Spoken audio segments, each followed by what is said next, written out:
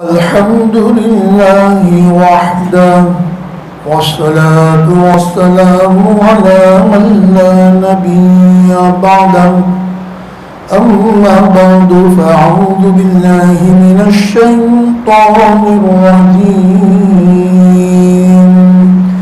بسم الله الرحمن الرحيم فهو في عيشة راضية كلوا واشربوا هنيئا بما أسلفتم في الأيام الخالية صدق الله العظيم. محترم بھائیوں، واجب الاحترام بزرگوں، عزیز دوستوں، آج رجب کا آخری دن ہے، 30ویں تاریخ ہے۔ مغرب بعد سے شعبان المعظم کا مبارک مہینہ شروع ہو جائے گا، جس مہینے کی برکت کے لیے حضور صلی اللہ علیہ وسلم دعائیں مانگا کرتے تھے کہ اللہم بارک لنا فی رجب و شعبان وبلغنا رمضان، کہ اللہ رجب و شعبان کے مہینے میں برکت عطا فرما، ہماری عمر میں، صحت میں برکت عطا فرما، تاکہ ہم عافیت کے ساتھ رمضان کے مہینے میں پہنچ جائیں۔ عائشہ رضی اللہ تعالیٰ عنہ فرماتی ہیں کہ نبی صلی اللہ علیہ وسلم کو کسی مہینے میں کثرت سے روزے رکھتے ہوئے بجز شعبان کے میں نے نہیں دیکھا، یعنی نفل روزے۔ نبی صلی اللہ علیہ وسلم شعبان میں کثرت سے روزے رکھتے تھے۔ روزے رکھنے کی کیا وجہ، اتنے سب کثرت سے روزے رکھنے کی؟ ایک وجہ ہے رمضان کا استقبال، کہ بہت بڑا مہمان آتا ہے، بہت بڑی ہستی آتی ہے، تو آدمی چند دن پہلے اس کی تیاری کرتا ہے، اس کے احترام کے اندر کلر کرایا جاتا ہے، آدمی زیب و زینت کرتا ہے، اور اسی طرح جو انتظامات کرتا ہے۔ تو یہ فرض روزے کا پورا مہینہ جو آ رہا ہے اتنا مبارک ہے کہ اس کی استقبال نبی صلی اللہ علیہ وسلم روزہ رکھ کر کرتے تھے۔ دوسری اس کی تیاری، پریکٹس، کہ فرض روزے رکھنے ہیں اہتمام کے ساتھ، لہذا بھی اس کی تیاری کے طور پر کثرت سے نفل روزے رکھے جائیں،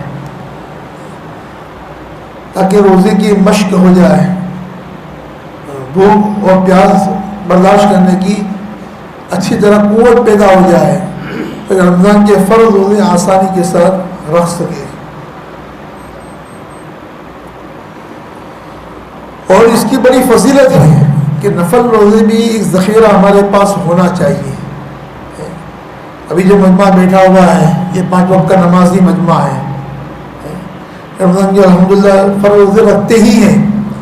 فرض روزے کے علاوہ ہمارے پاس ذخیرہ نفل روزوں کا بھی ہونا چاہیے۔ قرآن نے مستقل اس کی فضیلت بیان کی۔ اللہ تعالیٰ سورہ حاقہ میں فرماتے ہیں، کیا فرمایا؟ کلوا واشربوا ہنیئا بما اسلفتم فی الایام الخالیہ، کہ کھاؤ اور پیو۔ کیوں؟ جنت میں کھانا پینا ہی ہے، لیکن کھانا پینا بدلا ہے بس سبب اس کے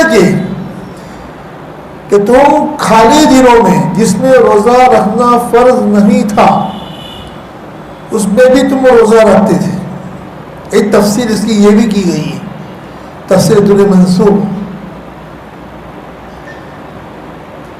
یہ تو خالی دن بما اسلفتم فی الایام الخالیہ، کہ جو دنیا میں جو دن گزار کے تم آئے ہو اس میں تم نے عمل کیا ہے، یہاں پر آخرت کے لیے بھیجا ہے، اس کے بدلے میں تم کھاؤ پیو۔ دوسرا اس کا مطلب یہ ہے کہ ان خالی دنوں میں تم روزہ رکھتے تھے، بھوک و پیاس برداشت کرتے تھے، لہذا بھوک و پیاس برداشت کرنے کا بدلہ اسی کی شکل میں خوب پیو اور خوب کھاؤ، جیسا عمل ویسی جزا۔ تو نے پینے کی قربانی دی، ہم تمہارے سامنے مختلف مشروبات رکھتے ہیں، پیو، سلسبیل، زنجبیل، مختوم، تسنیم، مختلف قسم کی شرابیں پیو اور خوب کھاؤ۔ اسی آیت میں ہے کہ جو آدمی کھانے کا بھی ارادہ کرے گا، اگر کسی باغ میں ہے تو وہ پھل بالکل جھک جائیں گے، آسانی سے اس کو وہ کھا لے گا۔ پرندہ وہ کہاں ہے تو فوراً اس کے کباب بن کے سامنے تیار ہو جائیں گے۔ دل میں ارادہ ہے کہ اس پرندے کا، مجھے پرندے کے ٹکے کھانے ہیں، پرندے کی مجھے سیخ کھانی ہے، مامدے کھانے ہیں، تو حاضر ہو جائیں گے، فوراً تیار ہے سامنے۔ اسی آیت میں آگے ہے فَهُوَ فِي عِيشَةٍ رَاضِيَةٍ، کہ وہ اسی زندگی میں رہیں گے جس میں خوش ہو جائیں گے۔ ظاہر بات ہے سستے تو انسان کو خوشی ہوتی ہے کھانے پینے کی۔ دنیا میں آدمی تین چیزیں ہی ہیں جس کے لیے آدمی محنت کرتا ہے، کھانا پینا اور بیوی، اپنی خواہش پوری کرنا۔ کلوا واشربوا وتمتعوا، کھاؤ پیو اور بیوی سے فائدہ اٹھاؤ، حوروں سے فائدہ اٹھاؤ۔ تو تین چیز مین ہے۔ انسان پوری دوڑ دھوپ پوری صبح سے لے کے شام تک، شام سے لے کے رات تک اسی کی کرتا ہے۔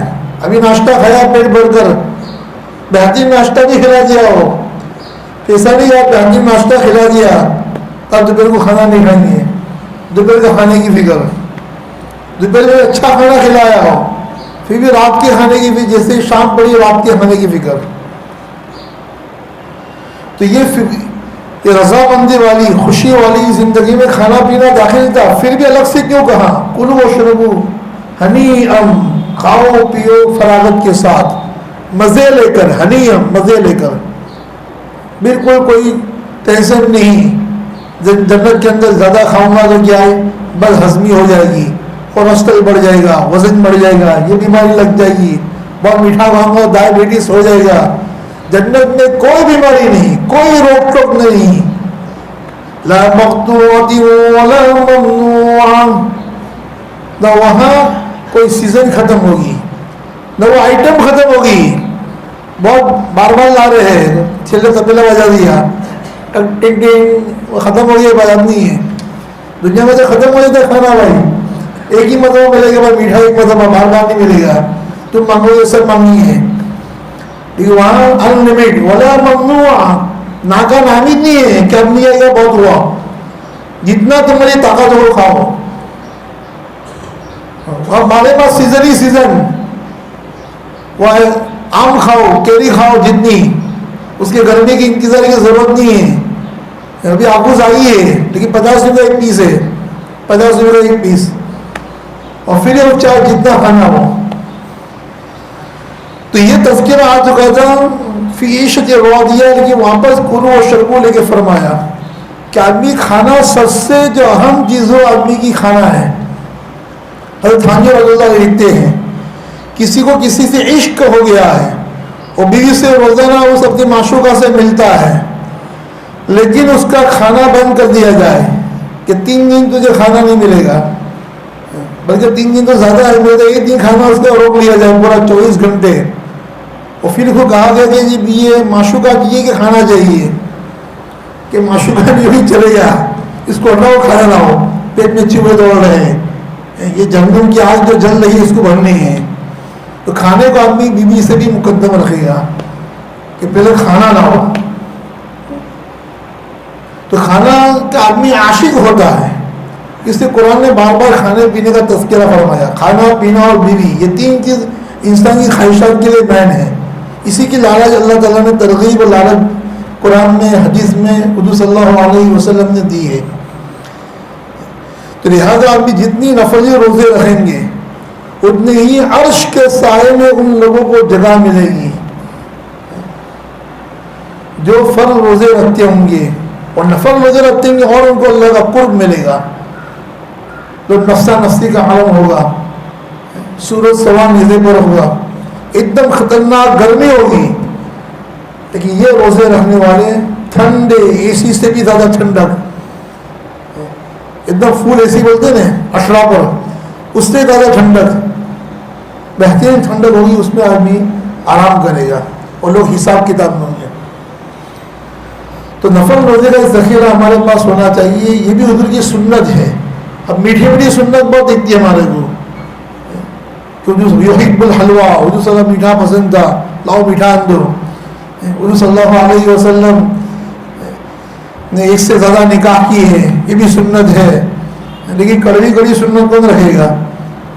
یہ بھی کڑوی سنت بھی, بھوکا رہنا بھی سنت ہے, جو کی روٹی کھانا بھی سنت ہے, ایک وقت کھانا ایک وقت نہ کھانا یہ بھی سنت ہے.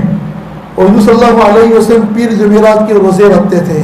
ایام 20, 13, 14, 15 کے ہر مہینے روزے رکھتے 3 تاریخ کے.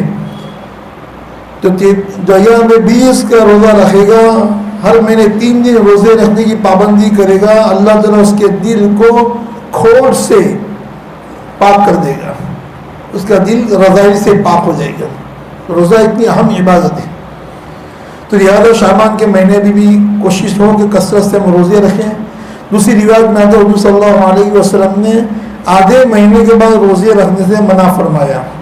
آدھی مسلسلات میں حدیث ہمارے سامنے آئی, نصف شعبان کے بعد روزے رکھنے سے منع فرمایا. دوسری روایت ہے کہ دوسرے روزے رکھتے جاتے تھے یہاں تک کہ رمضان کے مہینے آنے سے پہلے 2-3 دن پہلے روزہ رکھنا بند کر دیتے تھے. کیوں رمضان سے 2-3 دن پہلے روزہ رکھنا بند کر دیتے تھے؟ تاکہ فرض روزے اور نفل روزے فرق ہو. فرض روزے 29 یا 30 ہی ہے, اور تم پہلے سے رکھو گے 2-3 روزے تو فرض روزے بن جائیں گے 32 اور 33, تو اشتباہ ہو جائے گا. تو اللہ کے فرض روزے ہیں, اس میں ہم اپنی مرضی سے نفل روزے رکھتے ہیں. تو نفل روزے شوق سے آدمی رکھتا ہے. تو لہٰذا دین سی شوق پہ عمل کرنے کا نام نہیں. حضور صلی اللہ علیہ وسلم نے فرمایا کہ نہیں, پہلے سے رمضان آنے سے پہلے روزہ رکھنا بند کر دو, تاکہ پھر اللہ کے حکم کی وجہ سے روزہ رکھنا تم شروع کرو, تاکہ تمہاری مرضی اور اللہ کی مرضی دونوں مکس نہ ہو جائے, آپس میں مل نہ جائے. ایک وجہ یہ ہے. دوسری وجہ یہ ہے کہ تم آخر تک روزے رکھو گے, ہو سکتا ہے کمزور ہو جاؤ اور رمضان کے فرض روزے میں کوتاہی ہونے لگے. لہذا 2-3 دن پہلے روزہ رکھنا چھوڑ دو, تاکہ تازے ماہی ہو جاؤ, کھا پی کے ایک دم فریش ہو جاؤ, پھر واپس رمضان کے فرض روزے شروع کرو. بہرحال تو یہ مبارک مہینہ جو ہے, اس میں صحابہ پورے سال کے حساب بھی کر لیتے تھے, زکوٰۃ کی ادائیگی کی تیاری کرتے تھے. آگے بھی آپ کو بتایا ہے کہ آدمی اپنی دکان کا اسٹاک لے, گھین کر زکوٰۃ نکالے. ایسے اندازے سے اکثر لوگ اندازے سے ہی زکوٰۃ نکالتے ہیں. حضرت مفتی احمد خانپوری دامت برکاتہم عالیہ نے سریزے کی مجلس فرمایا تھا کہ جو اندازے زکوٰۃ نکالتے ہیں بغیر گنے ہوئے, عام طور پر اس کی زکوٰۃ صحیح ادا نہیں ہوتی. یہ شیطان کا دھوکہ ہے کہ میں زیادہ ہی نکالتا ہوں, کیا بولتے ہیں مفتی صاحب, میں زیادہ ہی نکالتا ہوں. لیکن تجربہ ہے کہ آدمی کاپی لے کر نوٹ بک لے کے بیٹھتا ہے تب پتہ چلتا ہے کہ بھائی اتنا زیور بیوی کا بڑا ہوا ہے, اتنی چیز کیا ہے وراثت میں آئی, ہدیے میں آئی, یہ نیا سونا, یہ نئی بالی خریدی, نئی انگوٹھی خریدی, پہلے اتنا سونا تھا, اتنا سونا بڑھ گیا, اتنے شیئر نئے ہیں. اور بہت سے ہوتے اتنے مالدار ہوتے ہیں ان کو پتہ بھی نہیں زمین کہاں کہاں پر ہے. ایک پلاٹ وہاں ہے ساڑھ میں, تو ایک کیم میں ہے, ایک وہاں ہے, وہاں ہے, مختلف جگہ پر زمینیں ہیں. اور بغیر گھنے زکوٰۃ کیسے نکالیں گے؟ زمین کا بھاؤ بھی گھٹتا بڑھتا رہتا ہے, وہ عام طور پر بھاؤ بڑھتے ہیں. وہ سونا بھی گننا پڑے گا, اس کا بھاؤ بھی بڑھتا رہتا ہے. ابھی یوکرین میں اس کی جنگ چل رہی ہے, 53,000 تک پہنچ گیا سونا, تو کون سے بھاؤ سے نکالو گے؟ 48,000 سے. تو جو بھاؤ چلتا ہو, 21 کیرٹ ہے 21 کیرٹ کا بھاؤ, بسکٹ ہو تو 24 کیرٹ کا بھاؤ, انگوٹھی وغیرہ ہو, چین وغیرہ ہو تو اس کا جو 18 کیرٹ ہو اس کا بھاؤ, تو کیرٹ بھی گننے پڑیں گے. اس کی بیچنے جاؤ کیا ویلیو, اس ویلیو سے زکوٰۃ نکالنی ہے. مزدوری معاف, مزدوری کی زکوٰۃ نہیں نکالنی ہے. اس کو بیچنے جاؤں گا تو وزن کا بھاؤ آئے گا، تو اس بھاؤ سے، بیچنے کے بھاؤ سے زکوٰۃ نکالنی ہے، خرید بھاؤ سے نہیں۔ آج سے 20 سال پہلے 7,000 روپے تولا سونا تھا تو 7,000 روپے زکوٰۃ نکال رہا ہے۔ 7,000 روپے 20 سال پہلے تھے، ابھی کیا ہے 50,000 ہو گئے، اس کے اوپر ہو گئے۔ تاکہ تمام چیزوں کی ویلیو نکالیں، اس کا حساب کتنا دیوا ہے وہ مائنس کرے، اگرانی کتنی ہے، اگرانی جگہ پہ ابھی سے نکال سکتے ہیں، فی الحال واجب نہیں ہے، جب پیسے ہاتھ میں آئیں گے تب نکالنا واجب، جانے والا پکا ہے، آنے والے ہی ہیں تو اس کی زکوٰۃ نکال دیں گے تو زکوٰۃ کی برکت سے آپ کی اگرانی آ جائے گی، آدمی پیسے کھا نہیں دے گا کوئی، تو اسی زکوٰۃ نکال دی۔ حضور کا وعدہ ہے کہ وہ مال محفوظ ہو جاتا ہے جس کی زکوٰۃ نکال دی جاتی ہے۔ دوسری روایت میں آتا ہے اپنے مالوں کو زکوٰۃ نکالنے کے ذریعے محفوظ بناؤ۔ اور تیسری روایت میں آتا ہے زمین یا پانی، دنیا میں دو ہی چیزیں، زمین ہے یا کہیں پانی ہے، اس میں جو بھی مال ہلاک ہوتا ہے، برباد ہوتا ہے، وہ زکوٰۃ نہ نکالنے کی وجہ سے برباد ہوتا ہے۔ بہت سے لوگ آتے ہیں مفتی صاحب میں پوری زکوٰۃ نکالتا ہوں، پھر نقصان کیوں ہوا؟ زکوٰۃ تو پوری نکالتا ہے، ایک تو پہلی بات تو اسٹاک پیچھے اسٹاک لیتا ہے، میں گنتی پورے سامان کی نہیں کرتا ہوں، اتنا اندازے سے زکوٰۃ نکالتے ہیں۔ دوسرا زکوٰۃ کو پہنچایا جائے، جو آیا اس کو دے دیا، وہ جو ضرورت آئی اس کو یوں کہا اگر اندر نہیں ہو۔ حضور صلی اللہ علیہ وسلم کا یہ بھی معمول تھا، شعبان میں غریب لوگ رمضان کی تیاری اچھی طرح کر سکے۔ ابھی 15 دن کے بعد اب لائن لگ جائے گی، سیپ کے اندر میں جتنی بھی کھانے پینے کی کسٹر کی نہیں دکانیں ہیں، تو ماشاء اللہ تو ماشاء اللہ اچھی خریدی کر کے لاتے ہیں رمضان کے لیے۔ غریب آدمی کہاں جائے گا؟ اس کو بھی افطار کرنا ہے، سحری کرنی ہے، تو اس کو ابھی سے آپ اپنی زکوٰۃ نکالنا شروع کر دو تاکہ وہ افطاری کا، سحری کا اچھا سامان خرید کر رکھیں اور وہ اچھی طرح رمضان کے روزے ادا کر سکیں۔ لہذا زکوٰۃ نکالنے کی شروعات ابھی سے کر دینی چاہیے، غریبوں کو خاص طور پہنچاؤ۔ زکوٰۃ ادا کرنا یہ ہے، نماز ادا کر مسجد میں آتے ہیں، پاک صاف جگہ ڈھونڈتے ہیں، وضو کرتے ہیں، قبلہ رخ کھڑا ہوتی ہے، پھر جا کے نماز ادا کرتے ہیں۔ اور زکوٰۃ دکان پہ بیٹھے بیٹھے جو آ گیا اس کو دے دی۔ جاؤ اپنے رشتہ داروں کو زکوٰۃ دو، تمہارے رشتہ دار اور وہ تکلیف میں، کھانے پینے کی قرضے میں، تحقیق کرو، رشتہ دار کو زکوٰۃ پہنچاؤ۔ مستحق ہونا چاہیے، زکوٰۃ بولنے کی ضرورت نہیں، وہ لیتا نہیں لیتا ہے تو زکوٰۃ بول کے مت دے، ہدیہ بول کے دے، للہ بول کے دے، للہ نے اللہ کے لیے، زکوٰۃ بھی اللہ کے لیے۔ تو رشتہ داروں کو پہنچاؤ، پڑوسیوں کو پہنچاؤ۔ بہت سی مسجدوں کے امام مؤذن اکثر غریب ہوتے ہیں، ان تک پہنچاؤ، کور میں پیک کر کے دو، تو تحقیق کر کے زکوٰۃ نکالے، اور پہنچانا یہ اصل ہے۔ مانگنے آیا تو اس کو مل گیا، جو نہیں مانگا وہ محروم۔ وَفِي أَمْوَالِكُمْ لِلسَّائِلِ وَالْمَحْرُومِ، قرآن میں ہے تمہارے مالوں میں مانگنے والے کا بھی حق ہے اور نہ مانگنے والے کا بھی حق ہے۔ نہ مانگنے والے کا لفظ استعمال کیا قرآن نے، محروم، واقعی میں نہ مانگنے والا محروم ہے، اس کو کوئی دیتا نہیں ہے، جب مانگتے ہیں اس کا کام بن جاتا ہے۔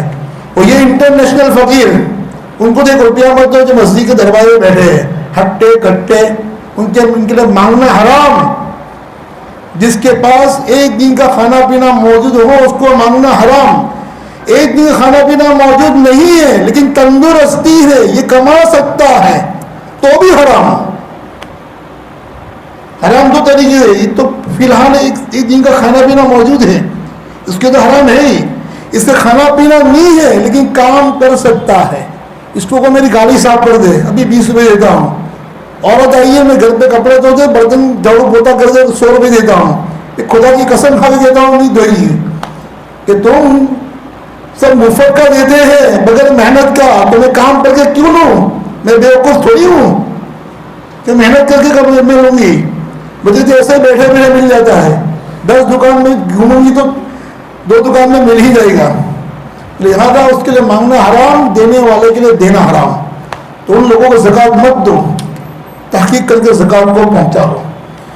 دوسری بات جو آپ کے سامنے جو کرنی ہے، جو ہماری جمعیت علماء کی تحریک، بلکہ ہر ایک کا مقصد ہونا یہ نشہ بندی، نشہ ہمارے وہ عام ہو رہا ہے. گزشتہ بھی آپ کے سامنے بیان پیش کیا تھا. ابھی بھی جو آدمی نشہ، حدیث میں آتا ہے جو آدمی شراب پیے گا یا کوئی بھی نشہ کرے گا شراب کے علاوہ، چاہے وہ چرس ہو، گانجا ہو، باؤں سیگا ہو، افین ہو، ہیروئن ہو، ایم ڈی ہو، کچھ بھی ہو، اس پر جنت حرام ہے. جو آدمی کے پیٹ میں ایک گھونٹ بھی شراب کا گیا ہے وہ جنت میں نہیں جائے گا. اور دنیا میں شراب پینے والا روایت میں آتا ہے ان کے چہرے بندر اور خنزیر کی طرح بنا دیے جائیں گے. اللہ کے حکم کو بدلا، اللہ ان کے چہرے کو بدل دیں گے. اور دوسری روایت میں آتا ہے وہ طینۃ الخبال، جہنمیوں کے زخموں کا خون جو پیپ سے ملا ہوا ہوگا ایسا بدبودار پیپ پلایا جائے گا، طینۃ الخبال پلایا جائے گا. اور گوتا نہر جس میں زناکار کی شرمگاہوں سے پیپ نکالتا ہے وہ ان کو پلایا جائے گا. اور جس نے بھی نشہ کیا، ایک گھونٹ بھی شراب کا پیا، روایت میں آتا ہے اس کی 40 دن تک کی عبادت قبول نہیں، اس کا جمعہ قبول نہیں. اور کتنے نقصان. شراب کی حالت میں طلاق دی، طلاق واقع ہو گئی. مفتی صاحب نشے کی حالت میں طلاق دی، کس سے واقع ہو گئی؟ اس کو ہوش حواس نہیں تھا. کیوں طلاق بیوی کو ہی دی؟ ماں کو طلاق کیوں نہیں دی؟ بیٹی کو طلاق کیوں نہیں دی؟ ہوش نہیں تھا نا. ساس کو طلاق کیوں نہیں دی؟ بیوی ہی کو طلاق کیوں دی؟ پتا تھا کہ بھائی طلاق دینے کی آئٹم طلاق کس کو دی جاتی ہے؟ بیوی کو دی جاتی ہے. اتنا تو ہوش اس کو تھا، لہذا طلاق واقع ہو گئی بطور سزا. تو شراب میں بڑے بڑے کام کر دیتا آدمی، خون کر دیا، زنا کر لیا، کسی کا سر پھوڑ دیا. تو یہ نشے کے اندر آدمی کے پیسے کی پوری کمائی برباد، بلکہ ماں باپ کی کمائی بھی برباد کر دیتا ہے. صحت تندرستی ختم، زندہ لاش ہے جو چلتا ہے، مختلف بیماری کا شکار، پھیپھڑے کی، کڈنی کی، ہارٹ کی، تو اس کی صحت تندرستی ختم، عزت ختم. نہ لڑکی دینے تیار، نہ لڑکی لینے تیار، نہ اس کے لڑکے کو لڑکی دینے تیار. شرابی اس کے باپ، تو اس کے گھر میں نہ لڑکا لیا جائے نہ لڑکی دی جائے. سوشل ڈسٹنس ہو جاتا ہے. لہذا اپنی اس کو بچاؤ، اپنے نشے سے لوگوں کو روکو، ملاقات کے سمجھاؤ. بیچارہ اس کی نشے کی لت پڑ گئی ہے، قابل رحم ہے، وہ چھوڑنا چاہتا ہے لیکن چھوٹ نہیں رہا ہے. اس کے لیے سینٹرز کھولے گئے ہیں سیول میں، لوکھاد میں، باقاعدہ ان کا علاج کراؤ. علاج کا پیسہ نہیں ہے، نشہ جمعیت بھی آپ کی مدد کرے گی. لہٰذا اس کی ایک تحریک چلانے کی ضرورت ہے. اللہ کے راستے میں جا کر بہت سو نے نشہ اور شراب چھوڑ دی، 4 مہینے چلے گئے، چلا چلے گئے، اللہ نے چھڑا دی. یہاں اچھے ماحول میں رہو، اچھی دوستی قائم کرو، اللہ والے سے اپنے اصلاحی بیت کا تعلق قائم کرو، اپنے حالات کو سناؤ، ان سے مشورہ لو کہ نشے کا میں عادی ہوں، نشہ چھٹتا نہیں، مجھے کیا کرنا چاہیے. ان کی دعا لو، توجہ لو. وظیفہ بتائیں گے، وظیفہ پڑھو تو اللہ بچنے کی طاقت دے گا، ایمانی قوت بڑھائے گا. تو لہٰذا ہم اس کی فکر کریں، اس کی تحریک چلائیں. دوسرا ہمارا ایک بہت اہم ایک پروگرام ہو رہا ہے، شب تزکیہ. آدمی کے دل کو، باطن کو صاف کرنے کے لیے روحانی اعمال کا ایک رات کا پروگرام رکھا گیا ہے. سنیچر کی مغرب سے لے کے اتوار کی صبح تک مسجد عمار ہوڑی بنگلہ، وہاں پر نوجوانوں کے لیے خاص طور پر یہ پروگرام رکھا گیا ہے. مختلف اللہ والے سورت سے باہر سے، اللہ صلاح سیفی ہے، نوساری سے بھی بہت سے علماء آئیں گے. تو اپنی اولاد کو وہاں بھیجو، نشے سے، زنا سے، بری عادتوں چھٹکارا ہوگا. لہذا یہ شب تزکیہ کی دعوت چلاوے. اسی شنیچر کی مغرب سے لے کے اتوار کی صبح تک وہاں ایک دن کے کھانے پینے کا، رات کے قیام کا انتظام ہے. ہلکا پھلکا بستر لے کر ان کو بھیجے، اس کی دعوت چلائے. اللہ مجھے اور تمام کو عمل کی توفیق عطا فرمائے. آمین. واخر دعوانا الحمدللہ رب العالمین.